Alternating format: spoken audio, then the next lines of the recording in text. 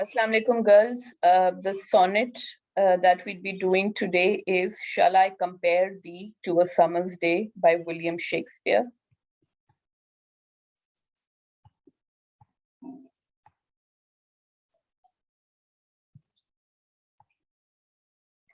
So this, girls, is the text of the sonnet by William Shakespeare, which we will be discussing line-wise in the next slide. So coming to the text and the meaning of each line, Shakespeare goes on to say, shall I compare thee to a summer's day? So he's addressing this particular sonnet to his beloved. And he says that, should I compare you to a summer's day? Thou art more lovely and more temperate. But he said, you are beyond comparison, because if I compare you to a summer day, you in your own essence are more lovely, more beautiful, and more constant. Rough winds do shake the darling buds of May. And he's saying a lot of winds back and forth, rough winds tend to shake the beloved buds of May. Beloved buds of May here is reference to the flowers that generally bloom in the month of May. And summer's lease hath all too short a date. And he says that summer time is generally far too short. We need to know, girls, that in the context of English literature, summer is considered to be probably the best season. Summer and spring are the two seasons that are considered to be very, very beautiful. So hence he's trying to compare her to summer, and yet he says that she is even better than a summer's day, because the summer's day sometimes tends to get a little too hot and sometimes it is a little too short, and therefore the beauty of his beloved is way, way better than a summer's day as well. Sometimes too hot the eye of heaven shines. And he says sometimes that in the summer day, the sun becomes a little too hot. Eye of heaven, girls, is a reference to the sun. And often in his gold complexion dimmed. And he's saying that sometimes the sun, despite the fact that it's shining, its complexion or its shine is not as bright as it should be, because it tends to get covered with the clouds. And every fair from fair sometimes decline. And then the poet goes on to say that even the most beautiful things tend to lose their beauty with the passage of time, and nothing in the world is eternal. By chance or nature's changing course untrimmed. And he's saying by misfortune or by nature's plan, things tend to change, things tend to evolve or decline, whether it is their beauty, whether it is strength, everything comes to an end at some point in time. But thy eternal summer shall not fade. So he's addresses his beloved again, and he says that even though everything comes to an end, the beauty of all things comes to an end, yet your youth will never fade. Your youth will never come to an end, nor lose possession of that fair thou owest. And he says your beauty will also live forever, and you will remain ever beautiful. Nor shall death brag thou wanderest in his shade. And he's saying, even with the coming of death, nothing will sort of come and end, whether it is your beauty, whether anything of that sort, everything will remain the way it is. When in eternal lines to time thou growest. Because he says your beauty, your happiness, the best of you will always go on to live on in the poetry that has been composed by me, in the verses that I have written in praise of you.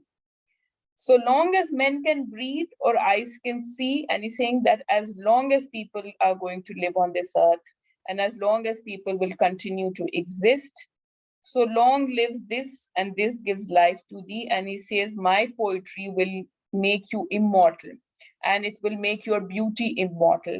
Therefore, you are somebody who is beyond comparison, and even you can't be compared to the best of the summer days, because even in the summer's days, there is something that comes to an end. But in your case, my beloved, you are so beautiful that your beauty will continue to live forever through the poetry that I have composed in praise of you. Coming to the genre of this particular poem, girls, it is a Shakespearean sonnet. Like we've discussed time and again, the two kinds of sonnets, we have the Italian sonnet and then we have the Shakespearean sonnet. This, of course, written by Shakespeare, is a Shakespearean sonnet. Discussing the form of it, a Shakespearean sonnet consists of three quatrains. That means uh, three stanzas that constitute of 4 lines each, and then it ends with a couplet that is 2 lines. And if you were to see the rhyme scheme of it, it is A B A B C D C D E F E F G G. That means in the first quatrain or in the first stanza, the first and the third line rhyme, and the second and the fourth line rhyme. And similarly, is the case with the second stanza and the third stanza. However, in the couplet, both lines side by side, one after the other, sort of rhyme. And such a sonnet structure is known also as an English sonnet or a Shakespearean sonnet. This different sonnet structure allows, most critics feel, more space for the build-up of a subject matter as compared to the Italian sonnet, and the conclusion generally is very brief, which is done in the form of a rhyming couplet.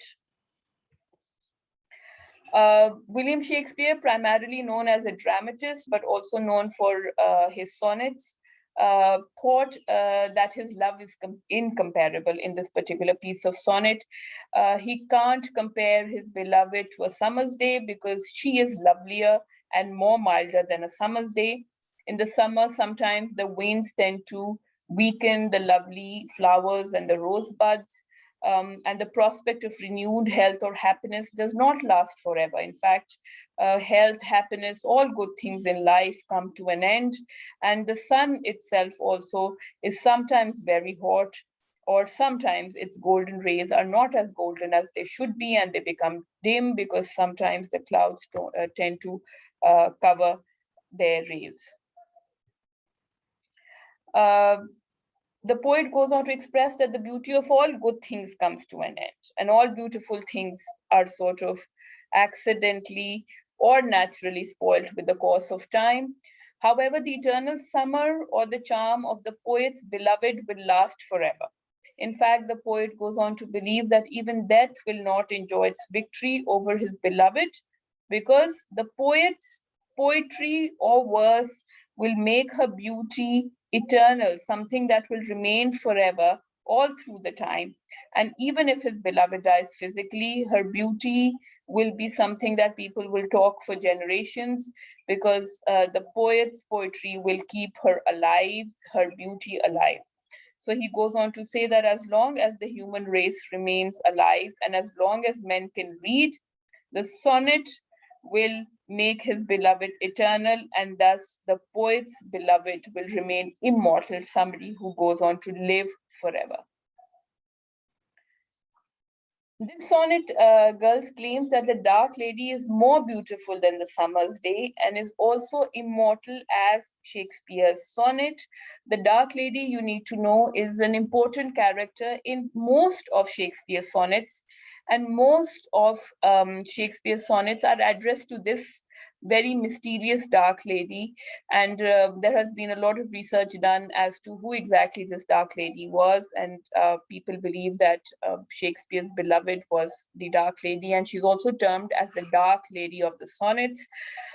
So Shakespeare says that I will keep the beauty of my dark lady, and her beauty will remain immortal through all generations, because I will write such beautiful verses for her.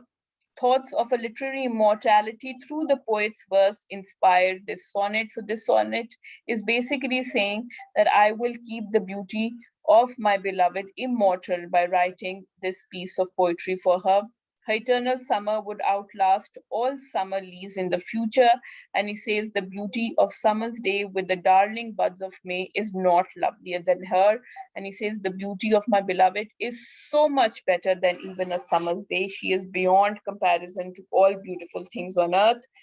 Eternal lines of verse would make an eternal summer of beauty. And so he's saying, my verses will remain forever, and so will the beauty of my beloved. Whether it is death or time or destruction, nothing can bring an end to the beauty of my beloved. Now, the concept of immortalizing beauty, or the concept of beauty that never comes to end through the use of poetry, is something that was a very commonplace, a very predominant theme that was present in almost all Elizabethan sonnet writers. And this is also the central theme of this particular sonnet. Coming to the structure of the sonnet, like we've discussed before, that it consists of 3 quatrains and a couplet with a rhyme scheme of AB, AB, and CD, CD. And there's a slight sort of, just not ABBA, it is what we've discussed before. That particular is the rhyme scheme of this sonnet, and the ideas developed in the first few quatrains are concluded in the last couplet.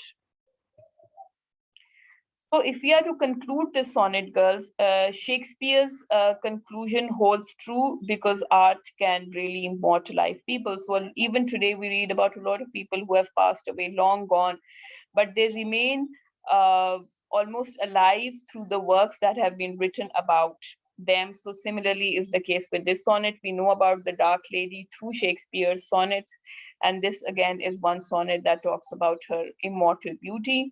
Time and death may destroy the persona and her beauty physically, but they can't destroy her completely.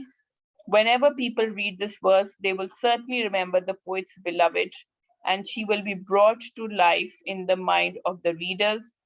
Time and death cannot wipe out her existence forever. So this is the central theme, girls, of the poem. I hope you've understood. It's a beautiful sonnet written in praise of Shakespeare's beloved. Thank you so much.